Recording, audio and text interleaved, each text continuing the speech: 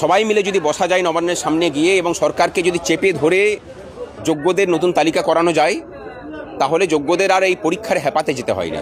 বলছেন যে পৃথক না হয়ে একসাথে রাস্তায় নামতে, কি বলবেন?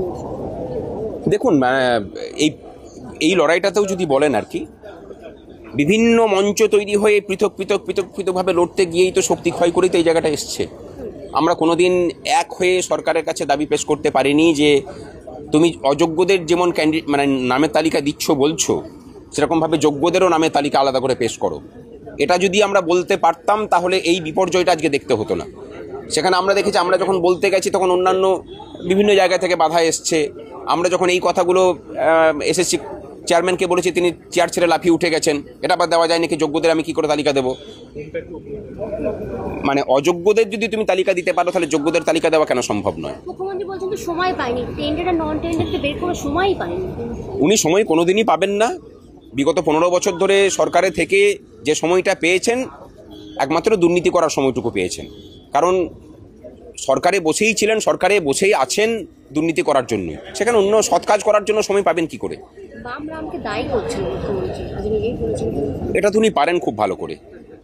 ব্যর্থতার দায় বিগত 15 বছরে উনি কবে নিয়েছেন, কোন দিন নিয়েছেন, যদি কোথাও পান তাহলে একটু পাঠাবেন। চিরকালই উনি এইরকমই। সুতরাং ওনার কাছ থেকে এর থেকে বেশি কিছু আশা করা আমার মনে হয় না উচিত। রাজ্যবাসীকেও মানে আশা করেন বলেও মনে করি না। উনি ব্যর্থতার দায় অন্যের ঘাড়ে চাপিয়ে নিজে ধোয়া তুলসী পাতা হয়ে থাকবেন আর কাটমানির টাকাগুলোকে নিজে মানে খুঁটে বেঁধে রাখবেন, এটাই তো খুব স্বাভাবিক। এর বাইরে উনি আশা করেন কি করে অন্য কিছু? আগামী 7 তারিখ চাকরিহারাদের সাথে তিনি বসতে চাইছেন, কথা বলতে চাইছেন। এসবের প্রয়োজনই নেই। যদি আপনি এসএসসিকে নির্দেশ দেন যে যোগ্যদের একটা নতুন তালিকা তৈরি করে সেটা সুপ্রিম কোর্টে দিয়ে আবার একটা পিটিশন দাখিল করতে। এই যে প্রায় 26,000 চাকরি মানে যারা হারা হয়েছেন, আপনার কি মনে হচ্ছে যে পশ্চিমবঙ্গের শিক্ষার মান কমে যাচ্ছে?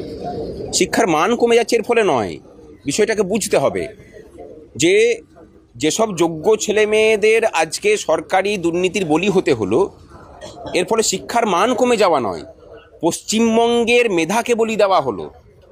এটাকে শুধু 26,000 হিসেবে দেখেন না, মানে এই 19,000 ছেলে মেয়েকে বলি চড়ানো হয়েছে এইভাবে দেখবেন না। কিন্তু এই বলিটা প্রদত্ত হলো আজকে বাঙালির মেধা আজকে বলি প্রদত্ত হলো। কয়েক কোটি বাঙালির আজকে মানে হাঁড়িকাঠে চাপিয়ে এই সরকার দুর্নীতির খড়গ দিয়ে তাদেরকে বলিয়ে দিলেন।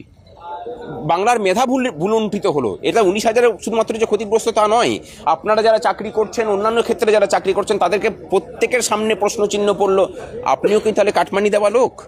আপনি যে ক্ষেত্রে চাকরি করুন না কেন। সুতরাং এবং মানে শিক্ষার যে স্পৃহা, সেই স্পৃহাটাকেও নষ্ট করা হলো। দেখুন, আমরা তো চাই যে মানে কথা বলতে, কিন্তু আমাদের মুখোমুখি হয়ে এইসব তেতো প্রশ্নের মানে মুখোমুখি হওয়ার মতো মনের জোর ওনার নেই। সুতরাং ওটা হবেন না, এটা খুব স্বাভাবিক। তার থেকে উনি যেটা সেফগার্ড করবেন, এমন জায়গাতে বসবেন, এমন মানুষজনদেরকে নিয়ে বসবেন যেখান থেকে কোনো প্রশ্নচিহ্ন আসবে না। সুতরাং তাদেরকে নিয়ে উনি বসবেন, সেগুলো কমফোর্ট ফিল করেন। উনি তো আপনারা দেখেইছেন যে কেলগে গিয়েও কেউ প্রশ্ন করেছে, তখন উনি ওই সব পুরনো কাসুন দিয়ে ঘেটেছেন, এসব করেছেন আর কি। যাই হোক, এসবে যাচ্ছি না আর কি। আমাদের দাবি একটাই, খুব মানে ক্যাটাগরিক্যাল দাবি, যে যোগ্যদের একদম নতুন করে তালিকা তৈরি করুন এবং সেই তালিকা নিয়ে একটা কিউরেটিভ পিটিশন সুপ্রিম কোর্টে হোক। এই যে আগামী 5 তারিখ কর্মবিরতির আহ্বান দিচ্ছেন, আর কি কোনো কর্মসূচি আছে? বললাম তো যে নবান্নের সামনে যদি গিয়ে বসতে পারেন সবাই মিলে, মানে ওই দিন বলছি না, যে কোনো দিন সবাই মিলে যদি বসা যায় নবান্নের সামনে গিয়ে এবং সরকারকে যদি চেপে ধরে যোগ্যদের নতুন তালিকা করানো যায়, তাহলে যোগ্যদের আর এই পরীক্ষার হেপাতে যেতে হয় না। এমন কিন্তু কোথাও লেখা নেই যে পরীক্ষা দিলে পরে তারা আবার সবাই পুনর্বহাল হবেন। অবশ্যই আমার ভাই বোনেরা ভেসে যাচ্ছে আর আমরা মানে হাঁটবো না, এটা কোনো হতে পারে নাকি? তাই কিন্তু এর উদ্যোগের জন্য তাদেরকে আগে এগিয়ে আসতে হবে।